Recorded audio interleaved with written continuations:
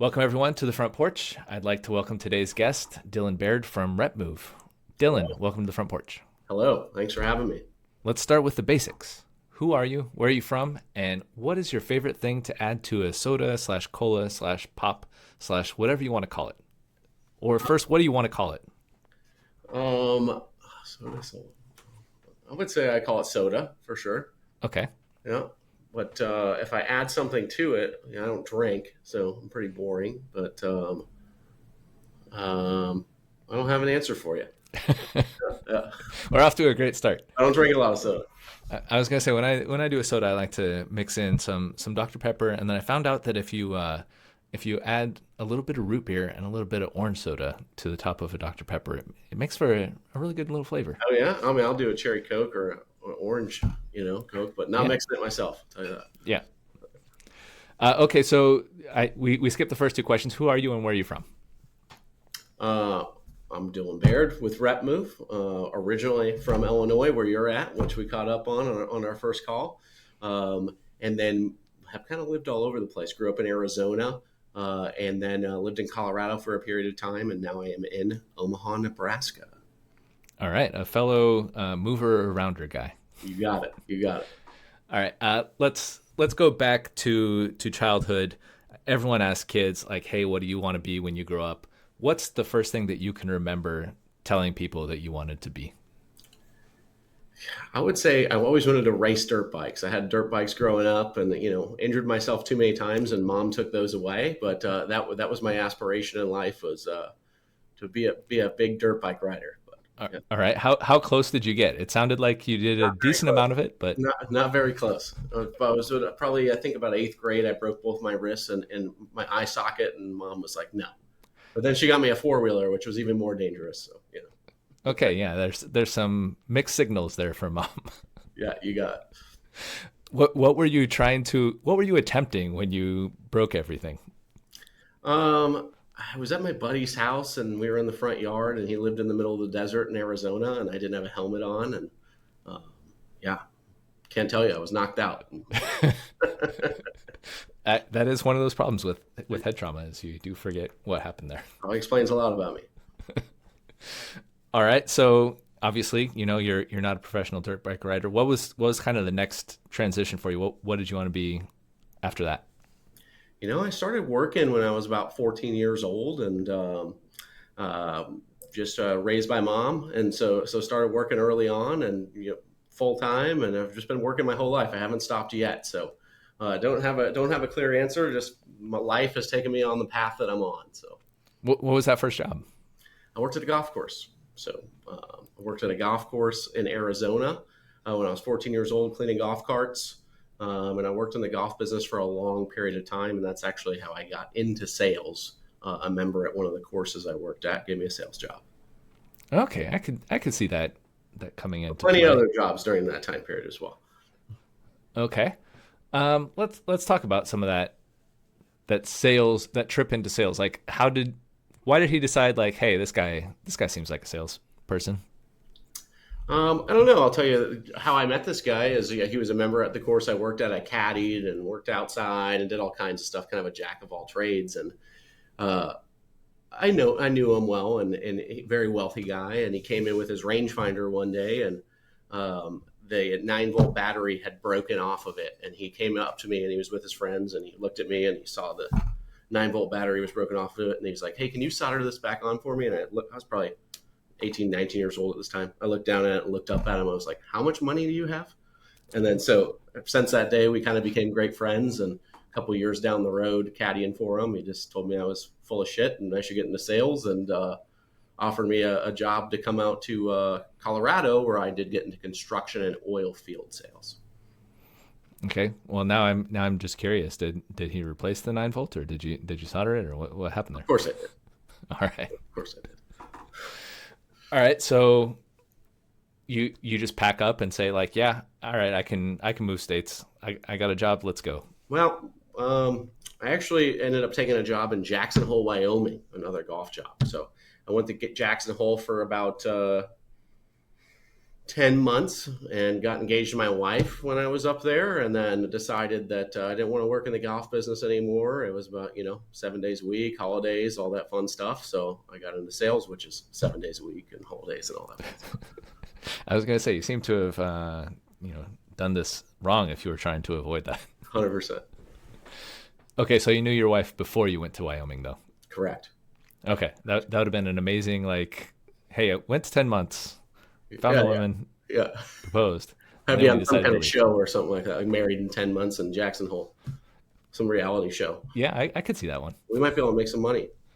All right, well, new project for later. Okay, so how long were you doing sales for this guy in Colorado? A little over 10 years. Okay. So you just started off at the bottom, just a general like salesperson? I don't know what the sales Yeah, the so hierarchy of sales is. I remember I sold construction, building material supplies, oil field supplies, safety, pretty much anything that anyone in construction would need on the job site or out in the oil fields. And then oil took a turn and it went to just commercial construction for most of my career. Um, but I started and went over there and they asked me some questions. I remember my first interview. I showed up and he asked me what TPI was, like thread per pitch per inch. I didn't even know what a hammer was at that period of time. I've been working in the golf business. I had no clue, so I just kind of jumped in and started working on the counter. So people would come in and I'd sell things over the counter, just inside sales. Also worked in the warehouse, so cleaning up the warehouse, stocking stuff, doing all that, those fun things. And it wasn't there for a long period of time. I can't remember, maybe 6 months. And my whole career has been in kind of customer service, golf, talking to people.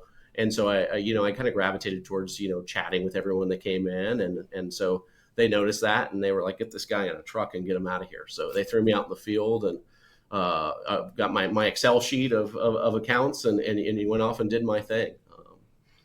And a great mentor of mine who, when I was young in the golf business, who told me to get into sales, one thing that he said to me is he's like, hey, a monkey can do this. Just keep your head down and make your sales calls. Whenever you're fighting in your head or you're trying to tell yourself, the day's done or you can't make an extra sales call, he's like, that's when you make those extra ones.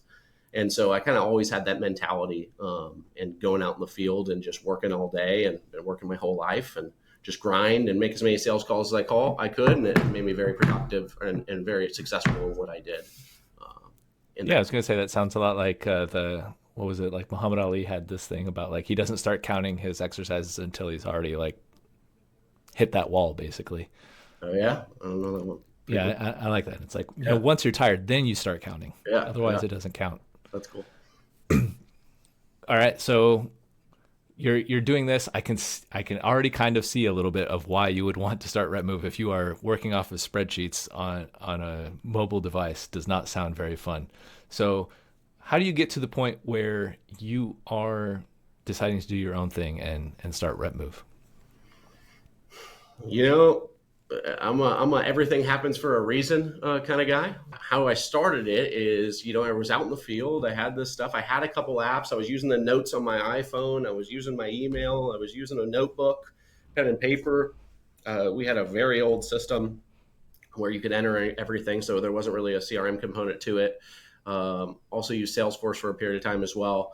But I just had all these different tools, and it wasn't really benefiting me. So one day at a Starbucks in Wyoming, I drew a picture of an app in my notebook, just traced my phone and drew something. I was like, this would be cool. And then all of a sudden it became a thing. So I kept making more pages and more pages. And then all of a sudden I had, 20, 30 crayon drawings. I have terrible handwriting, as you can see behind me. So I took all these crayon drawings and I went to, I think, 10, 12 companies, something like that. And try to figure out what would it take me to make this, with my intention of making it for myself is what I did, to kind of help me be more productive. I think I talked to 3 or 4 of them, and I ended up connecting with a guy here, in Colorado when I was there, who's now our CTO. His name's Vitali. But connected with him, showed him all these drawings, and he was like, "Are you kidding me?" It was like, "What is this?" It was like a bunch of marker and crayon drawings. I was like, "I want this." And so we got a couple bids and went back to him, and I was like, "Hey, you're 20,000 high." And he was like, "Okay, well, I'm 20,000 less now." And so we ended up shaking hands and signing the deal. And made the first version of the product, which I don't know, took, we'll say 6 months, 8 months, something like that. And it was just something that he installed on my phone just for me, and went out there and rolled around and used it for a couple years. And then a counterpart was like, hey, what is that? And he ended up getting on the tool as well and using it and liking it. And then we got a couple more reps and they liked it. So kind of fell into making it a business. But how it happened is, I'm lucky enough, everything happens for a reason, as I'll probably say 12 times. As a kid, was raised by a single mom, and I was in the Big Brother, Big Sister program. And my big brother name is Ron Schertz, and he's now my investor mentor, helped me in this entrepreneur journey. So he, one day I showed it to him, and he was like, hey, if you ever want to put some capital into that, let me know. A couple years down the road, I ended up working out where we had a conversation, and he said, quit your job tomorrow. And so, I did, but gave him a couple months to hand off all my accounts. I'm not that kind of guy, but took the leap. So, I have him as a mentor, where we have meetings every Monday and talk about the business, and he surrounds me with phenomenal resources. So, definitely wouldn't be in this situation without that mentor in my life and helping me do that. So that's why I'm here. I was gonna say, wow, there's so many interesting things there that I think about. It's like, first of all, it's wild that you would just be like, yeah, I want to go like basically develop an app just for myself. I'm willing to pay to make this thing happen. But it's like, wow, you must have really been frustrated with the inefficiency. I think it's just, I'm ADD level 10, if you haven't figured that out so far. So I've got 15,000 things going on at all times. All right, well, that's good. I like that someone else is also like, you just have that project, and it's like, I'm going to keep moving towards it. I'm going to keep moving towards it. Yeah. I know it's no one else's priority, but I want this thing to exist.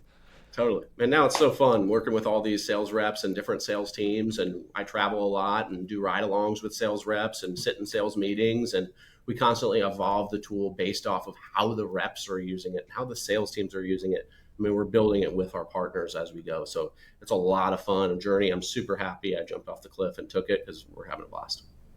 All right. Well, I like that you did your own beta testing as well. Yeah, for sure. With no intention of being in this seat. Yep. All right. So I assume that you're married at this point, because you mentioned getting engaged in Wyoming, and then you went to Colorado and then had this whole thing. Correct. How does this conversation go at home? Like the hey, I'm going to leave my job and start my own business. It could go so many different ways. Yeah. My wife is great girl. So from Nebraska, where I'm at now, great family.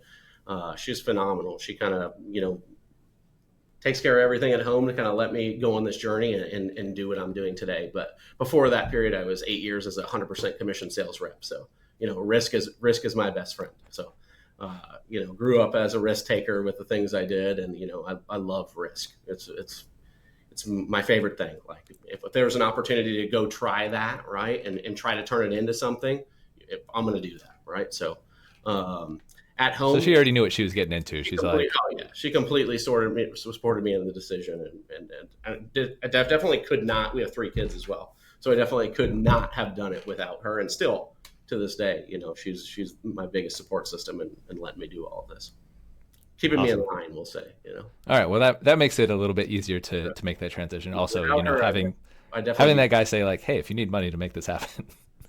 For sure, yeah. Well, that helps as well. But yeah. All right, so now you are running your own business. What's a part of running your own business that's easier than you thought it would be, and what's something that's way more challenging than you expected? Easier, that's a great question. Something that's a little easier is just like, as far as, I would say, I don't know if I would say easy, but something that's very fun is how the product evolves and how we create it and make it easier and things like that. By, again, I said, working with the people that use it. And we're constantly working off of feedback. So that's probably, I wouldn't say the easiest, but that's a lot of fun. I wouldn't say anything is easy in what we're doing here at RepMove. It's only comparative. It's only compared to what you thought it might be that you were a little bit scared of, and you're like, I don't know about this aspect of it. And it's like, actually, it's not too terrible. Easy is waking up and coming to the office every day. That was pretty corny, but sorry, I had to say it.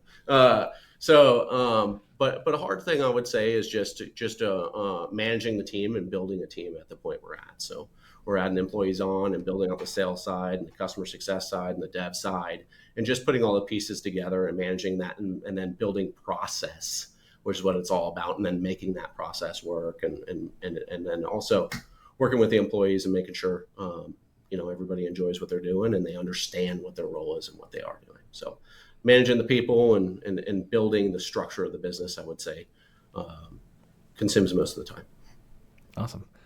You mentioned hiring developers as well. So I figure if you're coming from a sales background and if your version of the developing is largely hand drawing some stuff Yeah. and handing it over to someone, how do you handle hiring people that are like outside of your area of expertise? So that is a great question, and that is with surrounding people a lot smarter than surrounding myself with people a lot smarter than I am. So again, I mentioned the guy that built it with me originally is our CTO. He is from Ukraine originally, so he's got a lot of ties. He does all of our dev stuff and all of our hiring and stuff on that department. I hired for the sales role, but I also, as I mentioned earlier, got a great resource behind me. So we utilize a lot of pieces of my investors, other businesses and stuff to help us make the right decisions and the process of hiring and all that. So, but just again, with people smarter than I am, we're making it happen. Yeah, I was going to say that seems pretty wise. Is you seem to have a pretty good network of people around you that it's like, this person knows about this stuff. I'll bring them in on it. Totally. Don't get me wrong. I've definitely made some incorrect hires, but we've learned from that, and all the ones we've made so far after the learning experience have been great. Yeah, I would assume that you should expect to make some mistakes when you're starting a new thing. So For sure, all the time. You got to learn from them. all right, at least you didn't have to break any bones for this one. Yes, correct. I do break All bones right. very easily though, so my wife helped me. I got a plate and a bunch of stitches, and that was co-ed softball with my wife. So yeah. How? Why? I've pulled muscles playing softball, but breaking stuff. What did you do? It was beer league back in the day when I drank. So I don't know. It happened though. I don't want to talk about it. The stories are hard to get when you just don't remember any of them. Exactly. All right. So how did you decide to get into the rental industry? Obviously your background is construction sales and they're pretty related, but how did you just discover that like rental was going to be really valuable for you? We started in the construction industry because that's where I kind of came from, and working with a lot, and we still are big in that industry and work in that industry, and that's with the supply houses, building material, things like that.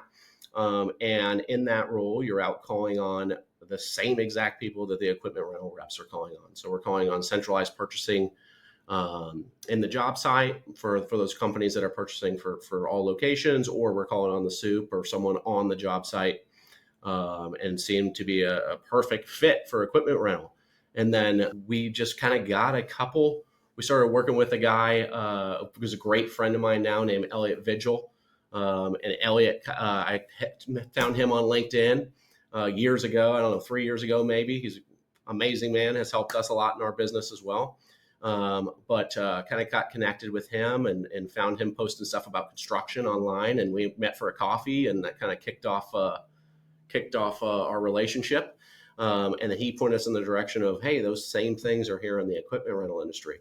So we got a couple of customers on, and a great one for us is Avery from the Rental Guys, who's a POR, and that's who got us hooked up with POR. He was one of our initial first equipment rental customers, and he taught us a lot about the industry and how his company works, and really helped us with being a voice. And we still work with his sales team today, and love working with his team. And we've learned a lot from the industry from him. And then getting that second one on, and that third one on, and that fifth one on, and that 50th one on. And we learn from all those people that we bring on by their feedback. Not saying we implement everything that comes our way, but that's kind of just, it's snowballed, right? We're calling on the same people. It's the same kind of selling cycle. Awesome. Yeah, I was wondering how you got from. I was wondering how you got over to Avery, but makes sense to have the Elliott connection and then the Avery connection. Both. Yeah. Both guests of the podcast. We do a lot of cold calls too, so some of that could have been sprinkled in there as well. Awesome. All right. Well, before we get into before we get into other things, I want to play a game with you. We'll call it Dillon or Villain. Um, Ooh, okay. if you agree with a statement or it's true, say Dillon. If you disagree with it or if it's not true, say Villain. And I need a reason for each of these. Okay. Okay. If I disagree, say villain. If I Yes. agree, say Dylan. Okay. Yeah. And then I need a reason after each of them. So Okay. Dillon or Villain, you've been known to cry at movies. I'm not gonna lie, Dylan. I'm sure a tear up, some Forrest Gump or something like that. Yeah. I was going to say, is there a particular type of movie that is like, ooh, that one's rough. No, I don't have one for you. Okay. Are you sure there's no like war movies or anything like that, or like you know? Oh, so the Notebook. Okay. I'm joking, but Ah, ruined it. Well, I'm just gonna clip that without the "I'm joking" part, and then people will think that you did. perfect. Sounds great. All right, Dylan or Villain, you've cheated at board or card games. Villain. You're a straight shooter on those. Not smart enough to cheat. That's one way to approach it, but then that makes it so you could totally cheat because people are underestimating you. All right, Well, I'm a Dylan or competitor. Villain, Gotta win. Dylan or Villain, you've told an outrageous lie to a child. To a child? Yeah. Oh, I got 3 kids. Dylan. Okay, I was gonna say what's your best lie? I don't know. It's probably I got 3 small kids, so it's probably bribing with some dessert, and then if they forget about it, they're not getting it. All right, that's a good one. Sometimes you gotta do whatever you can to get what needs to be done. Come on, I'm in sales. Yeah. All right, Dylan or Villain, your favorite fast food fries are from McDonald's. I would say a villain. Okay, what's the best ones? Portillo's, Okay, yeah, those are crinkle pretty good. fries. You know some Portillo's, right? Yeah, yeah. Actually, I only tried them in Dallas Fort Worth before I moved, but Oh, yeah, I'm really? looking forward to getting some Oh, up here yeah, as well. yeah. Chili dog, beef. That's the way to go. Yeah, I do the Italian beef sandwiches. Yeah, yeah. Dylan or Villain, you have an embarrassing nickname or a nickname that you hate. I wouldn't say I hate it, but the most embarrassing one that I was called as a kid growing up is dildo. Uh, Yeah, that's so yeah, that's who I am. And my wife still calls me it. So yeah. all right. Well, that does, yeah. I don't know where to go from there, so we're gonna take a little break and then we'll get into the non-work related questions. All right. It takes something special to dive into the unknown, to face the unpredictable, and unlock the mysteries that await beyond. Something tough, reliable, to fuel your confidence where elements seem to conspire to blur your senses.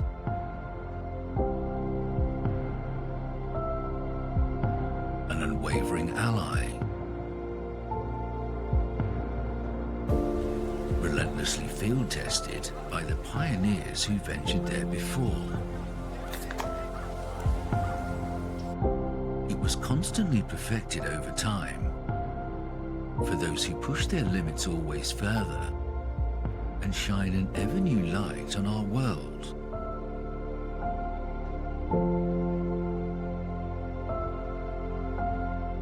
The Point of Rental Goosey.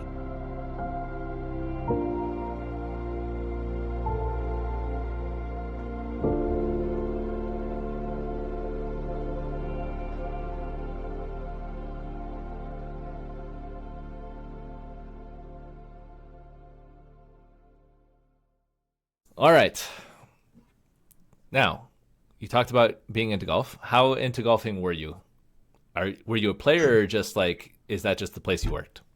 Um, that was the place I worked, but I started playing very young, so wouldn't say I'm any good, but I enjoy playing very much, and not that I really get to play that much anymore with running a business, but yeah, I enjoy golf a lot. My kids are in golf. My daughter actually made it to the third round of the drive, chip, and putt last year. Nice. Didn't make it this year, but we'll work on that. My 2-year-old swings a club every day. So we love golf. We're a golfing family for sure. Oh, okay. Yeah, I assume that like all caddies are required to play golf at like some point. Like you can't be a great caddy, I don't think, without Totally. playing. And as a kid, we had to go get there was a driving range and it was in Arizona and there was surrounded by a desert and we had to go get the balls out of the desert. So I take a club out there, like a 7-iron, and I probably hit 12 million golf balls out of that desert in 10 Where in years. Arizona were you? Scottsdale. Okay, yeah, definitely known for having a lot of golf around Yes, a Scottsdale. lot of golf around. I remember one time I was doing a hike in what I thought was like wilderness, and like I was starting to run out of water, and I was like, "Oh man, we better turn around." In Arizona? Yeah, and then like got over this little tiny hill, and then there's a golf course like right next to it. It's like, damn it,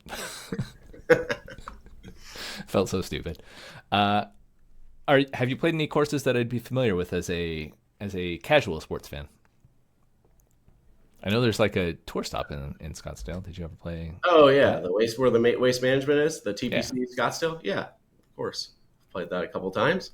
Okay, It's that one's pretty it's not famous. as Jeez. cool when the stands aren't up. When the stands are up for the tournament, it's cool. I haven't played it with the stands up. I was gonna say, wait, did you want to play in front of a large crowd?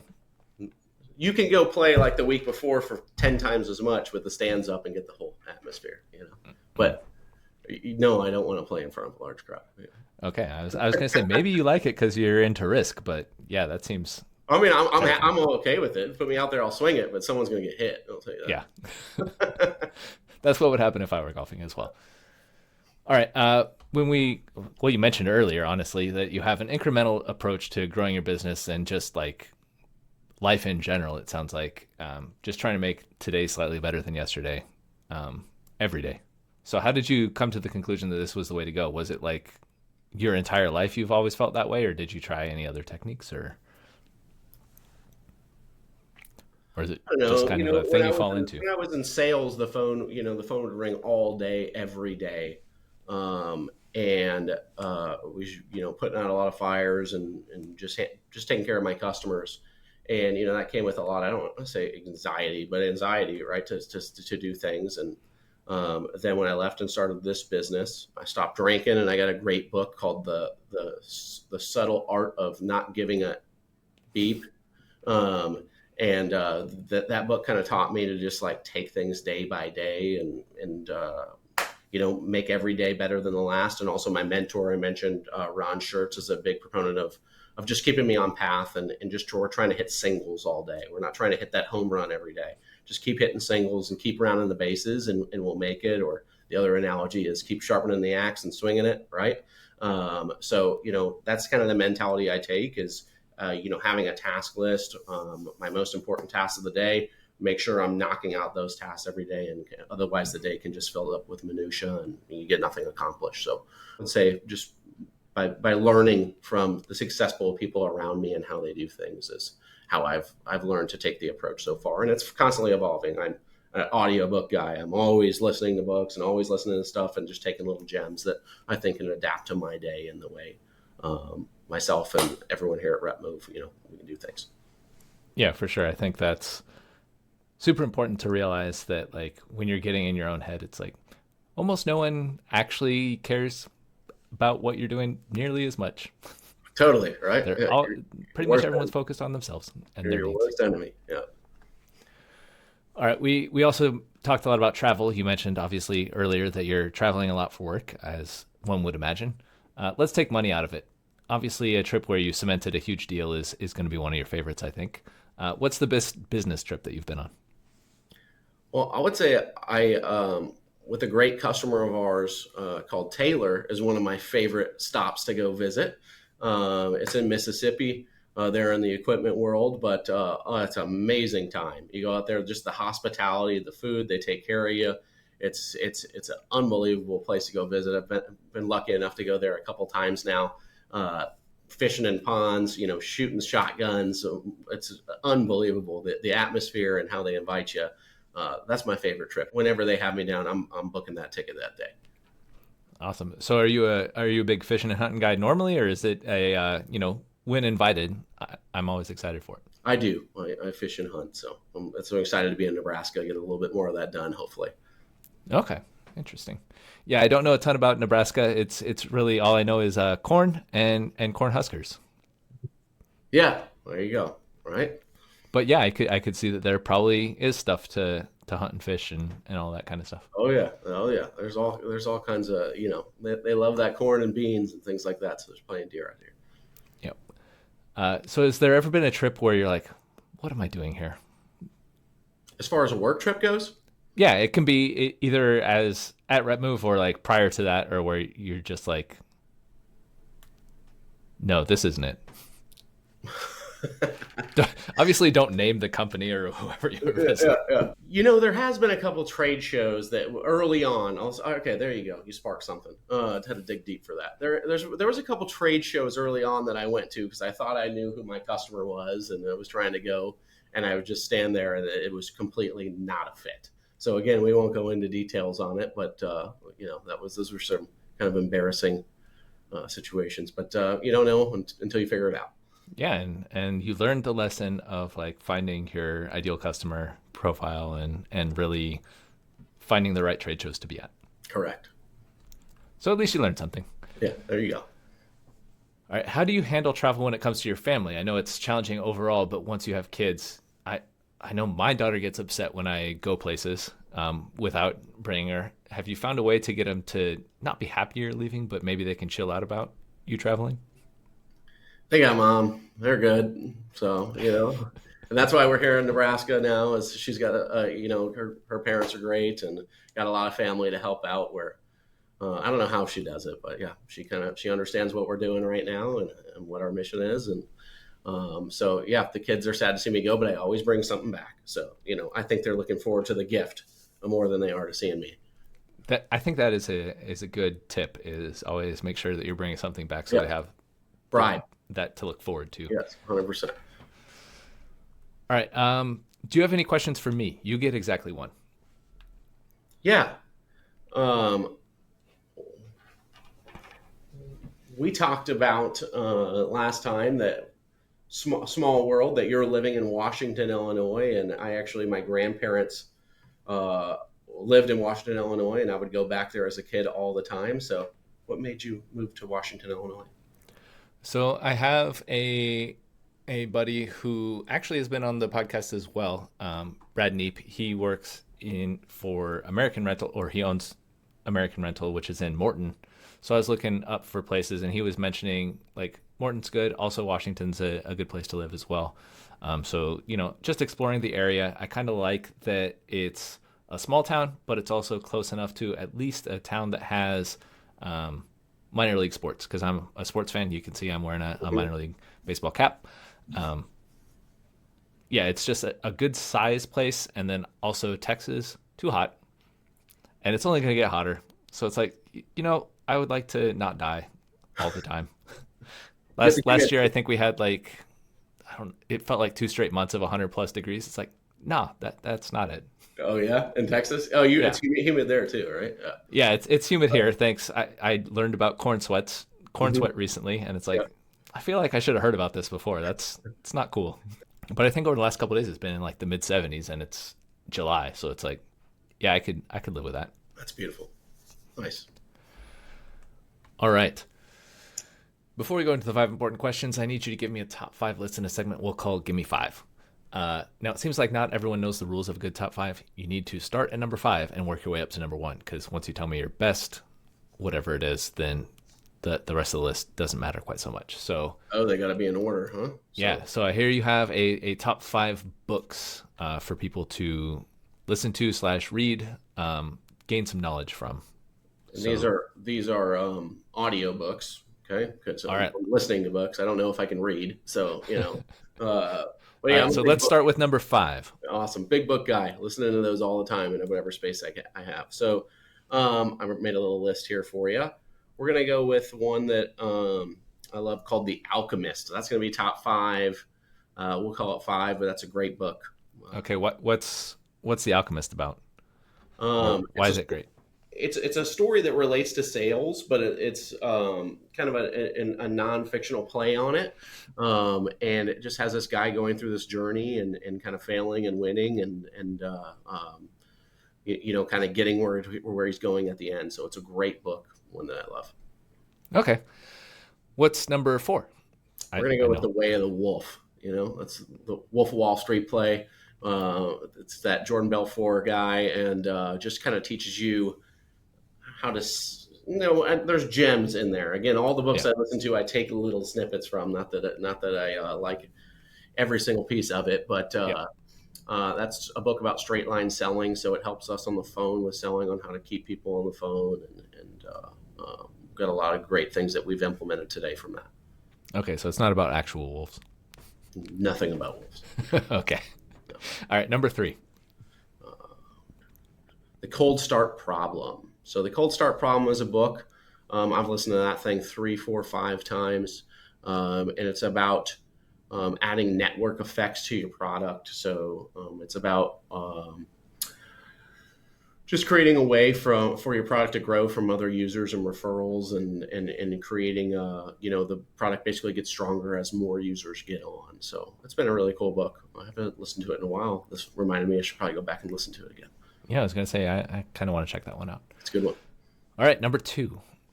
We're going to go with The Hard Things About the Hard Things. It's a Ben Horowitz book. It's about the industry I'm in, which is, software startup play.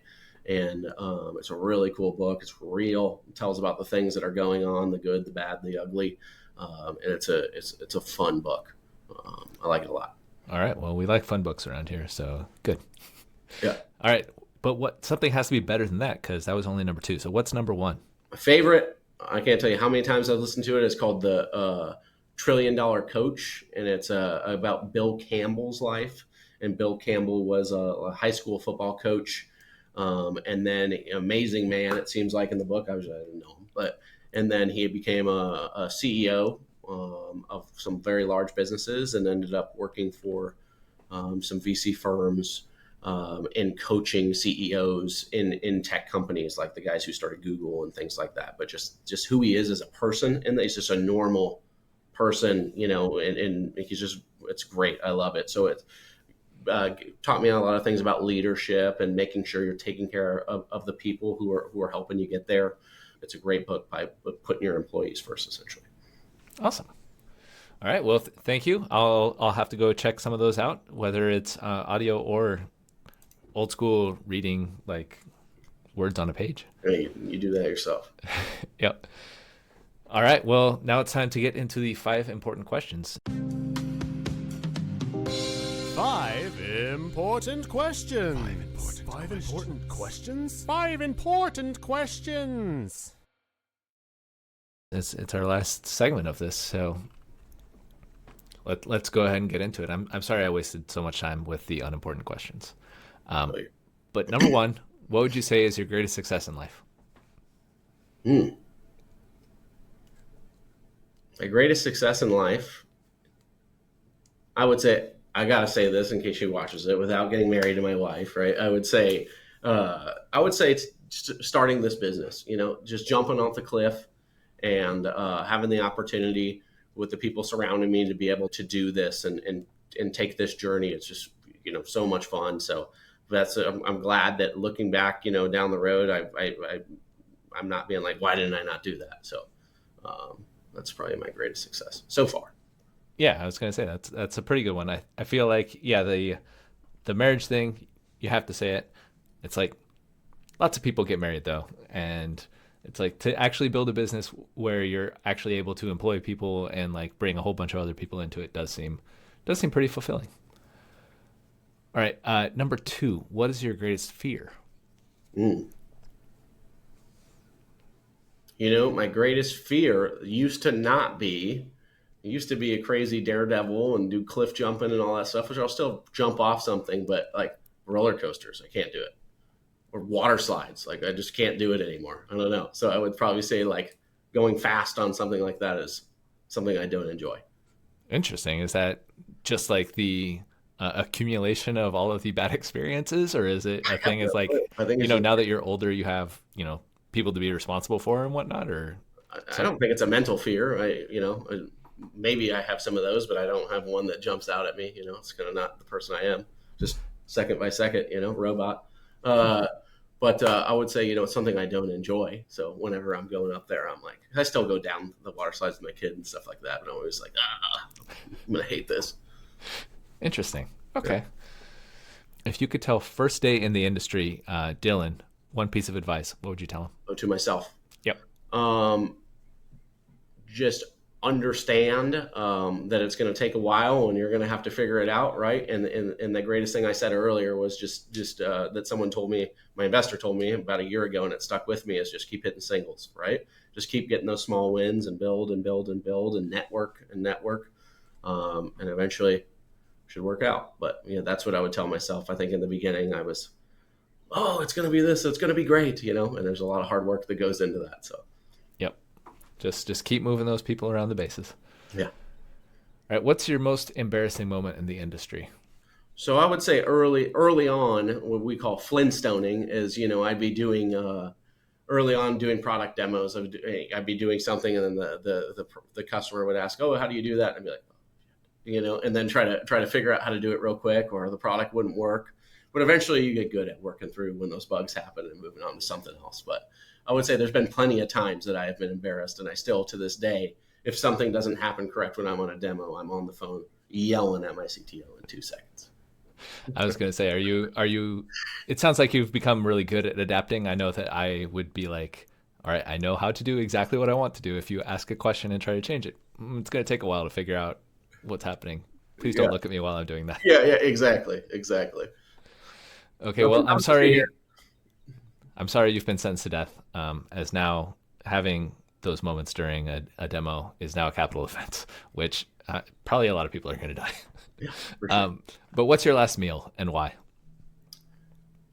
Well, I'm on some health kick, so I don't eat till 11. But this means that your death is imminent, so you don't have to worry about health. It is just a case of like... Oh, I thought you meant what did I eat today? No. Okay, gotcha. This is, you get to choose whatever your last meal is before you die. Okay, understood. Me, definitely going with like a T-bone, prime, gigantic, with some asparagus, and let's go baked potato for sure. All right. Any beverages or desserts with this? We're gonna go real fancy, and we're gonna do a soda water from Costco, the Kirkland one, with a little balsamic vinegar in it. Interesting. Yes. All right. Let's see. If you could change one thing about yourself, what would it be? If I could change one thing about myself, it would be not to be so impulsive, and take a little time to think about things and think them through before I make decisions, which I'm getting better at. But I'm a very, very impulsive. Let's try that. So just by taking the time to stop, smell the roses, and just, I'm not saying take too much time, but just think about it a little bit. Okay. Yeah, I was going to say I didn't quite get to clarify that this is a case where you don't have to worry about hitting singles. This is going to be one of those snap, like you're getting the wish from the genie. You can have the immediate change. So if you could change one thing about the rental industry, again, genie change, what would it be?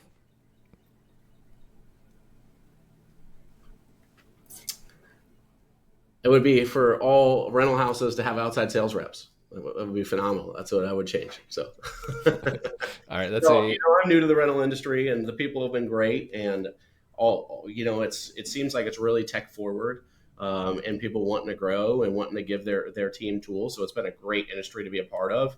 I don't think I've been in it long enough to have anything of relevance to say that to change anything. So, all right, well, at least you picked a wise one. Give yourself a little bit larger a market. Yeah, there you go. All right, now tell me a secret about the rental industry. I know you haven't been here in the industry as long as you would necessarily want to be to answer this, but tell me a secret about the industry, something that you feel like not enough people know about. I'm just going to go with another plug here and be like that guy, Elliot Vigil, is the secret of the equipment industry. That guy is a sales ninja. So if you don't use that guy for your team, he helps us here with our sales team as well. I mean, that guy can sell anything. So I think he's getting out there, and I'm pretty sure he knows everybody, but he's a hidden gem. I know a lot of sales teams that he's helped out, and that guy knows what he's talking about. Okay, I was going to say, I think Elliot overall not a secret. I think most people know, I know, in right? the industry know him. I would say maybe not 5 years ago, right? But Yeah.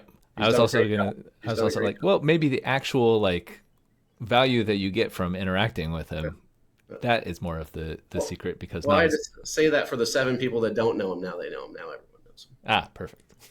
All right. You clearly have a wealth of insight in both sales and the rental industry, but let's just remind people here at the end with a quick little summary. Who should be contacting RepMove? Why and why, basically? So we work with outside sales teams, and so if you have outside sales reps that are out calling on job site centralized purchasing, and maybe even communicating with inside sales reps as well, we kind of just help those sales reps, give them a tool where they can be more effective in their day and also communicate amongst the whole sales team. So we're all working together to kind of sell in real time. So anyone with a sales team that's looking for a little structure and a little more communication, and usually, not everyone's off on their own island doing their thing, but we're connected more, making it more of like a team sport. We'd love the opportunity to chat with you. Awesome. So make your sales team an actual team instead of a bunch of individuals. We can help with that. Awesome. All right. Well, thank you, Dillon, for chatting today. And thanks to our production team for getting this out there. And thanks to you out there in YouTube land, or whoever's listening, wherever they're listening. Share the podcast with your friends, and let's all talk about Dillon or our other guests later, secretly behind his back. Perfect. Love it. Thanks, Brian.